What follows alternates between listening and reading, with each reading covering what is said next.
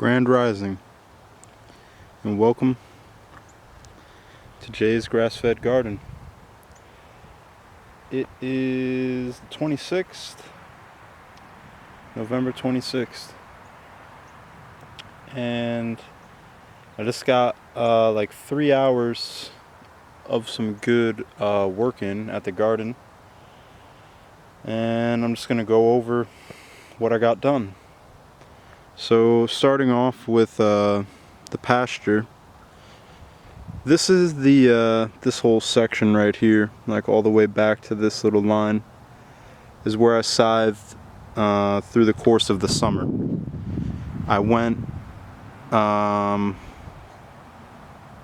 this way, so back and forth all the way down, and then I started to come back this way. Only a few passes, but the blade wasn't, it needed to be sharpened.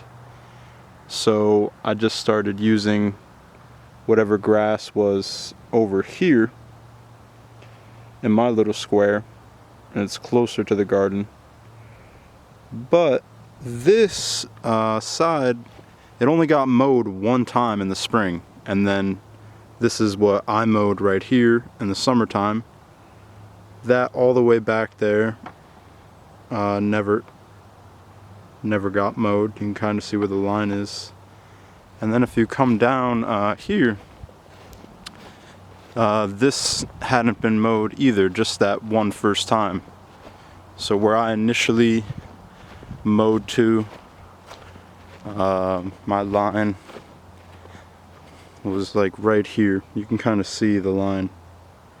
So this is where I mowed in the summertime, all of this, and then all of that grass down there.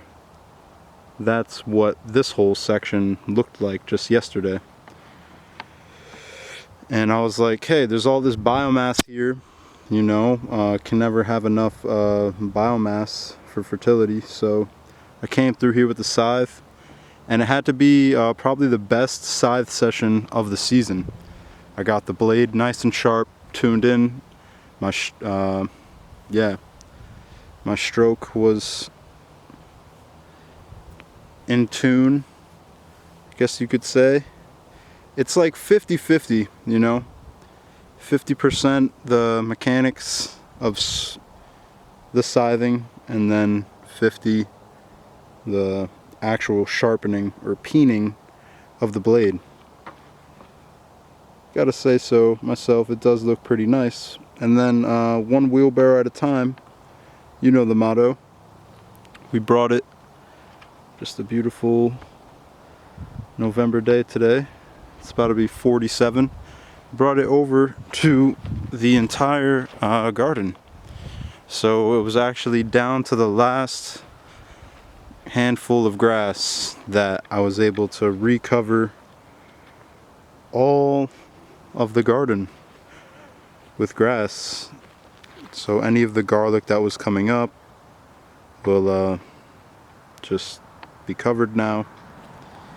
Really happy how the garden is looking going into the winter time.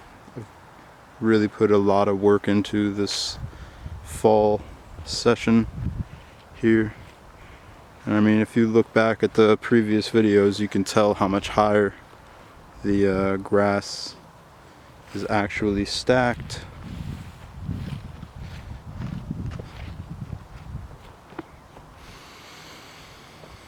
Yeah, just a quick little update. It's really looking good. So everything is covered in a nice thorough layer of grass, and today is a leaf day, and I was thinking about trying to get into the tunnels and maybe plant some seeds, some cold hardy seeds that won't be ready until February or March, and then at that point I'll be planting these tunnels to cold hardy root crops like radishes, daikon radishes, regular radishes, carrots, turnips, all those good things will be direct sown in the first root day period of March.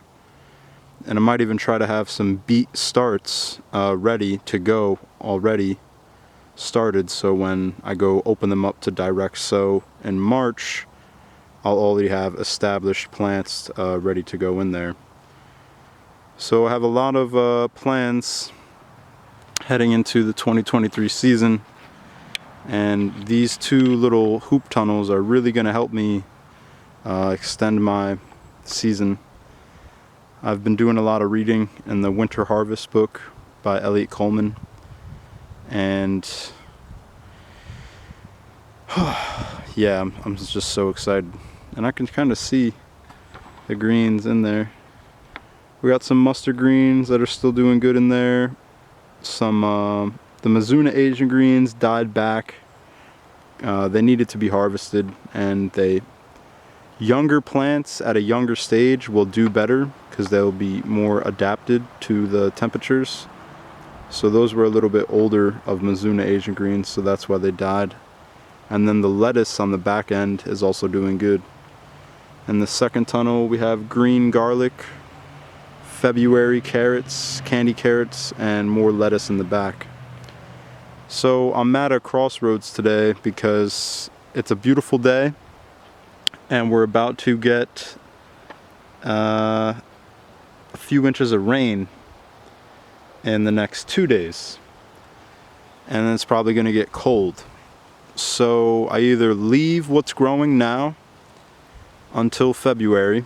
We might get another spike up day in December, but this kind of feels like it may be one of my last chances to open up the tunnels before I really have to keep them buttoned up. And yeah, I don't know, I just haven't made that decision yet. But one love, wholeness, thanks for following along. And another thing, since it's a leaf day, leaf week, it's also a good period of time for taking your hardwood cuttings. So what I'm going to do is I already have elderberry cuttings along all of these beds, but I made a nice little mound over here specifically dedicated for hardwood cuttings. And I'm just going to put them in bunches of however many, 6 to 10, make a little hole, and just stick them in there. And that will keep them nice and moist in their dormant period through the winter time. And then I'm going to have like a nice little propagation station here with all the little reused plastic, unfortunately, but plastic little potting cups that I have. I'll fill them with soil and root all of the cuttings right here. My dog's barking at the mailman. Yeah, we'll root all these cuttings right here, and then maybe by mid-season or whenever they have established root systems, I'll be able to start selling them at market and get the plants to people. And that's on top of all of the ones that I will have rooting inside the garden. So yeah, that's the rundown for today. Stay tuned for more tunnel production updates, and yeah, thanks for following along. The season is not over. I will keep it going through the entire winter time. And there's stuff growing outside of the tunnels too. We got a little mosh and a little spinach still kicking. And they've seen 17 at this point, 24, and today 47 spike up. So stay tuned. Maybe next week get another podcast in, little weather update. Thanks for your support as always. One love, wholeness, and deuces.